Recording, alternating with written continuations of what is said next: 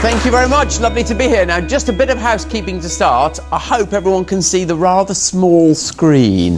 If you can't and you're on that flank, because I have got a few slides which would be helpful if you saw it, don't feel bashful. Just move along to these middle chairs that are empty before we start. So if anyone wants to move along, please do right now, because there's some in the grandstand seats in the middle which have got perfect vantage point. Okay, that's excellent. So thank you for that introduction. Very kind of you. What I've been asked to talk about this morning is not so much about my campaign to be Mayor of the West Midlands, but about two things that I know a bit about. John Lewis, and then what we've done to begin the renaissance of this place. Whether we're allowed to talk about renaissance at Birmingham City, I don't know. I'll leave those of you in the room to judge whether that's an appropriate thing to talk about here. So those things, and then I want to finish off with the sort of opportunities for the region, and there will be a bit of time for questions at the end if you like. But it seems right, just in a business event like this, the Expo, just to draw a few things out from John Lewis that may have broader relevance. So we start off then what the story of John Lewis. We've got two flagship shops in the West Midlands. They're the opening of our Grand Central shop in central Birmingham in September 2015, and of course in Solihull, where we opened 2001. The headline is called the John Lewis Effect, because I hope you would agree with this statement that when John Lewis comes to a centre, it actually draws other smaller retailers around it and creates sort of critical mass, and everybody thrives on that basis. So I have to say I'm proud that the two primary shopping centres in the West Midlands are now anchored by a John Lewis shop.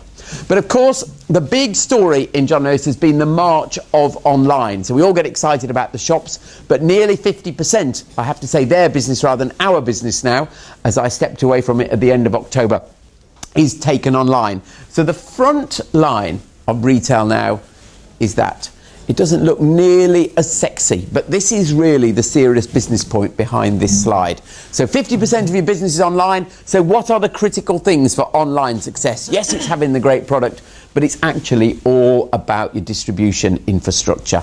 So we spent £500 million in the last 5 years on building that network at, as we call it, Magna Park near Milton Keynes, and that's to ensure that when you do your click and collect order at 8 o'clock at night, it's ready in Waitrose in Harborne or in Mere Green for you to pick up the following day. So that's the sort of ops control where all the work goes on through the middle of the night. And the reason I draw that out is it's telling how a very traditional business is completely changing as to what now determines its success. And what's the critical thing we've spent the money on there? It's not actually the building itself, it's the IT that goes in it. So the thing that really comes out is John Lewis is now an IT-led company. When I started in John Lewis, when I became Managing Director of John Lewis in 2007, we probably spent £17 million on IT that year. The year I left last year, we spent £117 million. So you see, the reason for drawing it out, thinking about your own business, is online, digital, IT will be transforming your businesses just as it has transformed this one. It's just one sort of wonderful case study of what happens. If we move a little beyond John Lewis to retail more generally, we all know there are winners and losers in the retail space. We're lucky to have Selfridges here, a wonderfully successful business, and we all know the BHS piece. But perhaps turning rather closer to my role potentially as West Midlands Mayor, there are also winners and losers in terms of places in retail. So what's happening is the big, very successful locations like the Bullring, like Touchwood in Solihull, like even the centre of Wolverhampton, are growing more powerful. And the challenge is for those secondary and tertiary centres where we're not going to need 700 branches of Marks and Spencers around the country in the future. We're not going to need 500 branches of Topshop and da-da-da. And it's about concentration in those leading centres. So the social question really is what's going to happen to the secondary and tertiary centres? How do they reinvent themselves? Probably much more as local centres, doing things really for the local community, which is great. But the face of the high street is going to change. And we've got to think, as a country really, about how that changes. The interesting thing about online retail is that this country is right at the cutting edge of this in the world. Higher proportion of product bought online in the UK than any other country, which is great because we're proud of all the IT development that goes with that, but it's tough socially in terms of some of our high streets. So that's just a little few prompting thoughts about John Lewis. I wanted to turn to the West Midlands next, and I've headed it Renaissance, our sort of story of what's going on here. So this place led the world, genuinely led the world. Anybody know what that is? Those of you who can see it clearly, that was the biggest factory in the world for 15 years. Something called the Soho Manufactory in Handsworth, where Matthew Boulton made buttons and buckles and things like that at the end of the 18th century. But it was genuinely the biggest factory in the world. It's now razed to the ground, but his home, Soho House as it's called, is now a city museum. But the point of it is we knew how to lead the world. And indeed, in the 1960s, we knew how to lead the world. Probably an easier question. Anyone know where that is? The Rover. That is the Rover factory at Longbridge. And when I was growing up here, there were 60,000 people who worked there. One or two others in the room may remember it. And that was really the sort of peak of the car manufacturing story here, and indeed in Coventry, who some would say were the original car manufacturers. That was the sort of high point. But of course, we knew that we had a very vulnerable economy. And these two pie charts here just tell the picture of disruption, as it says in the slide. And it shows the proportion of people who were employed in manufacturing, services and other. And what an enormous change. Back in the 70s, nearly half the people in Birmingham, just Birmingham, employed in manufacturing. Now, that's just 8% of people, even though they still create a hell of a lot of wealth. So this was the sort of change sweeping across the region in the 70s and 80s. And just to really depress us, this graph shows the relative employment performance of Birmingham against the rest of the country. If you take 1971 as the starting point, everyone on 100, so it's relative. The orange line at the bottom is Birmingham's performance, jobs being lost, and the orange line at the top is the national performance, jobs being gained. And by the time we got to the financial crash 2007, those two lines had moved decisively apart. So what that was all about is about how vulnerable our economy was to dependence on traditional manufacturing. And it was painful. I suspect lots of you had parents, or maybe even yourselves, who lost jobs in those manufacturing sectors. But the good news is the fight back has started. So early fight back, if you look at Brindley Place, I remember it like that in the 1970s, a disused canal and a few nods in the room. And of course, we know that by 2000, and of course, this was even after Symphony Hall and all the things there, it was beginning to be reborn. And of course, we had the rebirth of the bullring. There we saw it in the 70s, and they're born in 2003, the new bullring. And retail plays a critical role in regeneration of city centres, as we've seen here. But the total job was not done by 2007. But what's happened in the last few years is we really have begun to get momentum around investment here. And the slide simply says over £1 billion of investment occurred in 2015. And you saw it at New Street Station, obviously, with the metro as well. You saw it with the opening of Grand Central. You saw it with the airport extension. And, of course, out in Solihull at Resorts World. So £1 billion just invested in that 1 year. And I think people quote all sorts of stats, but the planned investment at the moment is somewhere between 8 to 10 billion. So, you know, we really are putting money behind our optimism. So the Renaissance has started, but let's look a little further forward and what opportunities there are. And if you think of I'm not going to be over political today, but it is a fact whoever becomes mayor has got to make the most of these opportunities. So let's have a look at what sort of opportunities there are. First of all, we do have huge momentum. Anyone coming into this role will be coming in at a good time in terms of the economic performance of the city, even if there's lots and lots of social issues which are still to be addressed. So that image is of the new HSBC building in Centenary Square, and if you go by, you now see everyone's seen it recently, you see the steel structure, you can begin to see the shape of the individual offices. They're not yet glazed, but that's what it will look like.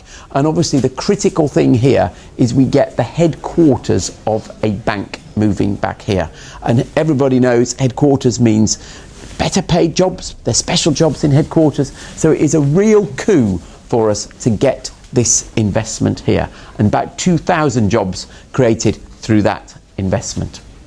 And then Paradise Circus, you'll all have seen the hoardings around there. This one's very special to me because this is a really good example of the public sector and the private sector working together. And I believe very strongly the only way we will do really, really well is by the best of the private sector working with the best of the public sector. And some of you might know that I was chairman of the Local Enterprise Partnership, the body that was sort of charged with driving the economy of Birmingham and Solihull forward for the last 5 years. And this is my sort of favourite scheme, because this would not have happened had the Local Enterprise Partnership not put the money in to build the sort of infrastructure, and then the private sector in the form of the developer there, which is Argent, who built, if anyone knows it, the King's Cross development in London. It's the same company as behind that. They then put the public money in the private money, 9 times as much private money as the public money put in. But the two had to work together. And it's, again, a very, very exciting development. About £500 million will be the total investment there. And of course, if you turn to industry, huge momentum with Jaguar Land Rover. That's the aerial shot of I-54, their engine plant out at Wolverhampton. And we've just heard last week about another 200 million going into investment in Warwickshire at their headquarters. And as we know, they're looking to build their first battery-powered cars rather than petrol cars near Coventry as well. So this company continues to invest mega bucks really behind the region. So very, very optimistic. And then there are other manufacturing companies. It's not all about JLR, but it's probably about the companies that supply them. This is a new American company called Hydroforce that is coming to Aston. And what's so brilliant is a company like JLR can drive through the supply chain, lots of investment as well. Then the question is, so this is all very well, Andy, but has Brexit thrown a bomb into all of this progress? And I think the honest answer is no, it has not. All of these developments are pressing on despite obvious uncertainty over that. So when I'm asked this question, I say no, the economy is robust. We are definitely seeing all that investment come. And then there are, looking a little further ahead, 1 or 2 underlying factors that I think give us a great opportunity. And this is the very best possible underlying factor. And it's now certain the Queen gave her approval for HS2 this last week, and the construction has actually started. And for the businessmen and women in the room, they've awarded £1 billion of work so far, and there are £8 billion more, so a huge sum of money to be awarded in the next few weeks and months. So for West Midlands companies, there's a great opportunity. And obviously, the key point of the slide is it is now certain we will be that closely connected to London, which has got to be a great opportunity. And that's, you've seen this before, I'm sure, in all the City Council's drawings. That's the sort of image of Curzon Street Station, where the trains will arrive in just 9 years. What you might not know is what we also managed to negotiate. And if you can see that closely, the station is in the middle of the sort of orange colour there, and all of the area around it is what we call the enterprise zone, which we managed to persuade the previous government, with George Osborne still in place, that they should make all of that area enterprise zone. And that means there's no business rates to pay, you're dedicated superfast broadband, you've got planning advantages. So this is going to be the hottest property spot anywhere in the UK. And if you've got some spare savings, invest here. There we go. And it's not just about the city centre. These images are from what we're calling UK Central, and this is where the other HS2 station will be, out near the airport, near the current station, and near the NEC. So that sort of node of all of that coming together, a great opportunity. And then very recent news, just yesterday reconfirmed, Birmingham voted as having the best quality of life of any city outside London. So it's not just about economics that people choose to come and live in a place and make their investments. It's about what type of place is this. So all the things that go together for that, the culture, the green spaces, the sport, the schools, the leisure, the fact you can buy a house at a respectable price, all of those things mean that people are wanting to invest in here because of the quality of life here. So a number of really big advantages. But the biggest one of all, I think, is this: the youth and diversity of our population. And that's the that's the slide taken from the last census of the ethnic makeup of the population in the city. So 53% white British, and then the other ethnic groups all around there. And not enough is made of this. This is a huge advantage compared to other cities, because I'm a huge believer that where you have that sort of diversity, people exchange ideas, it's where innovation happens. And if you think back to London in the 18th, 19th centuries, London was the most diverse city in the world, and it's why it became an incredibly successful city, because it's where sort of exchange of views occurs. So a vast advantage for us there. So I've picked out a number of advantages that we've got. One thing we've got to do better at is telling our story.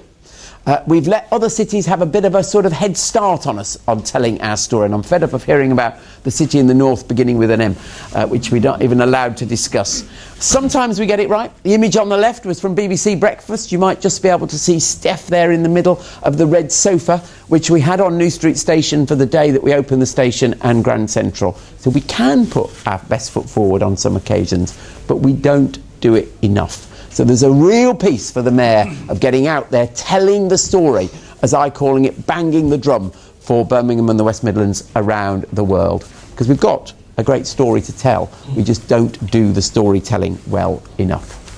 So, in conclusion, my feeling about this is the future is actually extremely bright for us. We've got great momentum, we've got some underlying advantages, we can get out there and tell the story.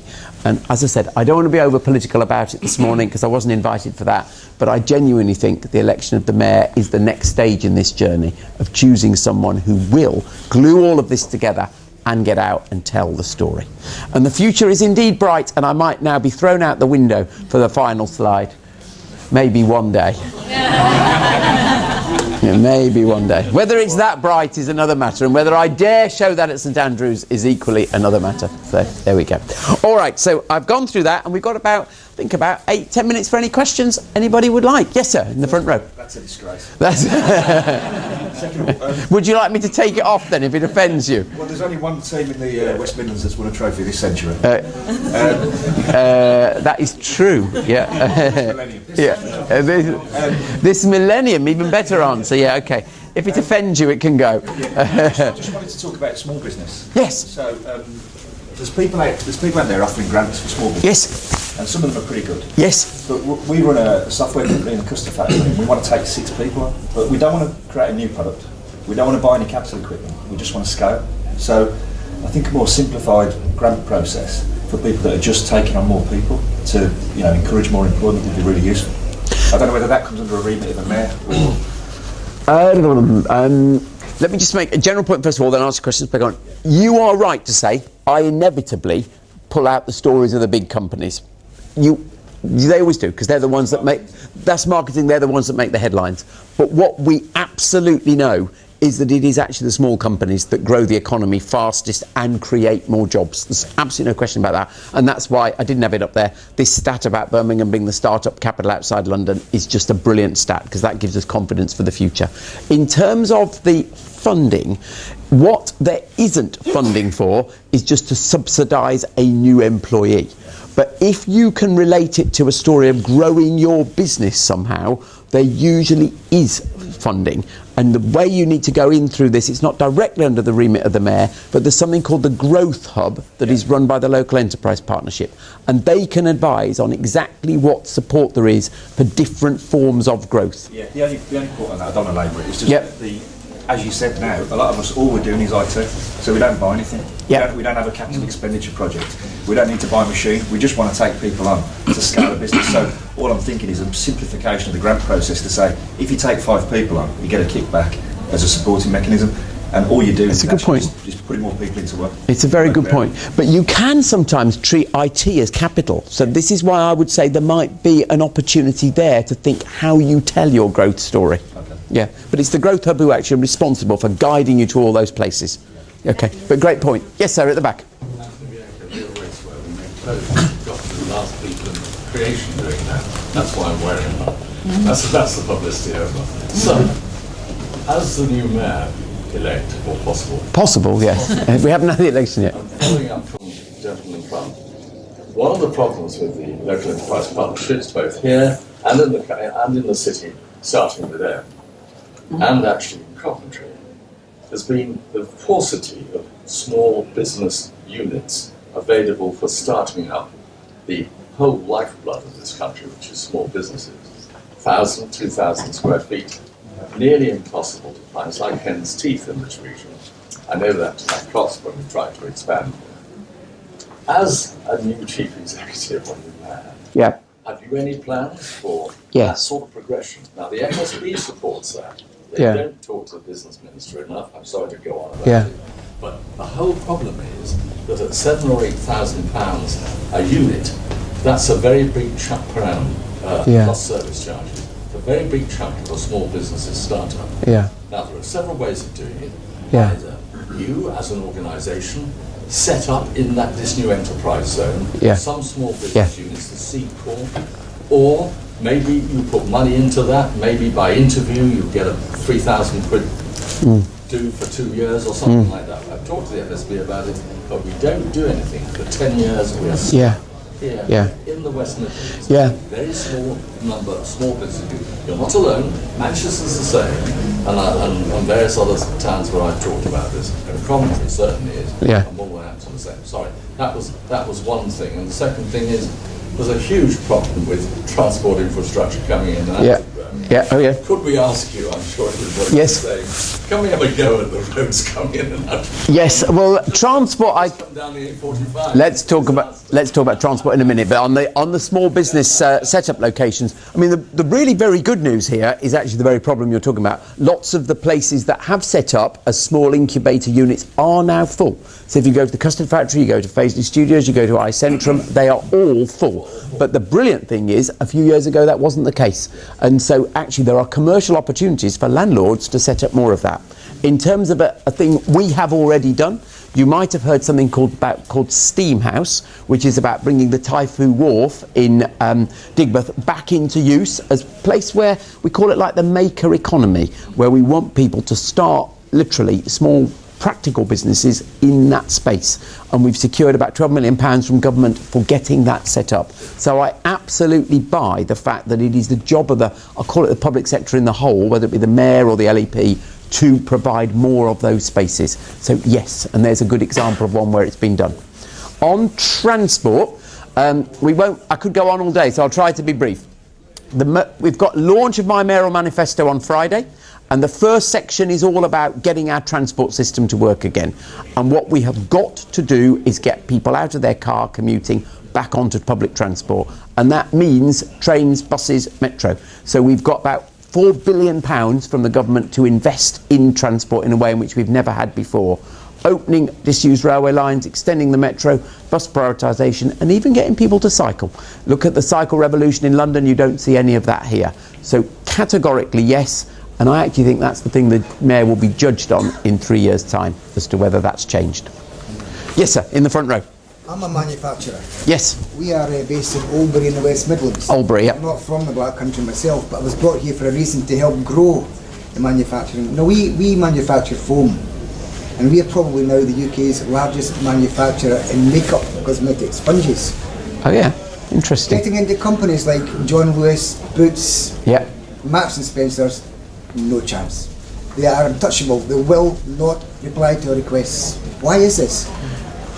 Well, I'm surprised, because one of the things that John Lewis prided itself on was actually having the broadest range of suppliers, because we wanted to have unique products in our shops. And we knew that if we just had the same 100 suppliers as Tesco and Sainsbury's, there was no point in going to John Lewis, frankly. Well, and I could have a unique product. It's absolutely unique. It's absolutely. Well, I don't mind personally giving you the buying director's address for John Lewis, but that might be a bit parochial. But we genuinely tried to take small businesses to give us a different offer for the customer. And I could point to a number of small businesses from this city that that are now trading with John Lewis as a consequence of that approach. So, there is no magic answer to this.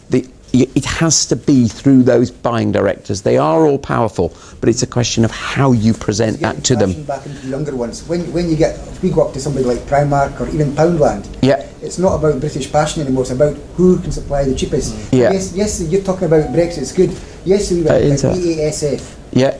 9% increase. Yeah. We can't substantiate that. Yeah, Richard. that's right. It's And impossible. you will pass some of that on to the retailers, and that's And why they will inflation refuse is. it. They will refuse it. Well, yes and no. They will, of course they refuse it, that's in the negotiation, but every retailer knows that their prices are under pressure at the moment. Well, before I left John Lewis, I was telling any journalist who'd listen that prices will move forward this year. You can't have a 20% devaluation of the currency and that not follow through. So I actually agree with you. But in terms of how you stand out to a buyer, it is ultimately about how you present your story. So what... There's nobody writes more passionate than I do. I have that sense. Right from the heart. And I can't wave a magic wand with the buyers of Boots and M&S and everybody, but I can say that one company tried to have that choice of suppliers. And I personally follow it up with John Lewis for you. Yeah. Okay. Any other questions in the room? Yes, sir. Andy, with the question two people raised about stimulating small businesses Yeah. and making premises available, Yes. would it not be worth raising that issue with Margot James? Yes, of course. Business to a business. Yes. Yes, it's a very good point. Yes. Yeah, absolutely. Let me just see if we've got a group of small businesses in the room. Let me test something out. 5 years ago, when I started in the local enterprise partnership, people said to me the biggest issue for small business was getting enough money to grow. Now, I'm not saying the issue's gone away, but is it true to say that is a lot less prevalent now than it was 5 years ago? I hear about it a lot less, and I'm actually pleased that there are many more sources of loans to grow now, whether they be traditional banks or whether they be lots of other institutions who have stepped in. So just give me a bit of feedback. Is that now better than it was? Yeah. Yes? Yes? No one's disagreeing with me. That's interesting. Yeah, of course. That's why I'm asking. I think some of the disingenuous from Lloyd's, NatWest and Barclays about the charges to small business are sometimes a little bit Okay. to put it mildly. Yeah. You have to do quite a bit of arguing to get things in proportion to the sort No, that's fine. of turnover that you might want to. Yeah, that's charges, but in terms of can you get a loan, that's what I'm, because that 5 years ago that was the most prevalent issue, and I'm interested if that's turned down. Okay, that's interesting feedback. Okay, of course you have, and that's about how good your proposal is. They won't give you any money unless you've got. Of course. Okay, any other questions? Conscious we're very much on time, but any other last questions? If not, can I just say a big thank you to listening. Hope it's made a vaguely interesting contribution to your day, and I hope you sense my sense of optimism and that we can pull all of this together and genuinely make this place a place to be very proud of. So thank you all very much indeed. Thank you.